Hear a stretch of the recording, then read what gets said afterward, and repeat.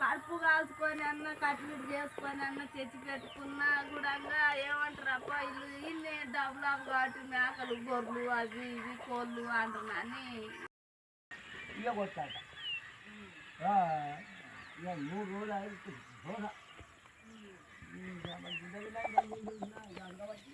తీసుకుపోయి బాత్రూమ్ వేస్తాం ఇక రేపు మా మనవాళ్ళు అందరూ వచ్చారు దాన్ని కది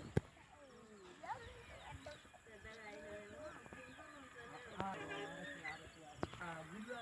పొయ్యేసి ఆ గుడ్డలో పోయి పంటారు ఏంటంటే అని చూస్తారు నిజంగానే అంత పోయి రా దాన్ని దాన్ని అనగబట్టాలి కట్టేయాలి బాత్రూమ్ చేయాలి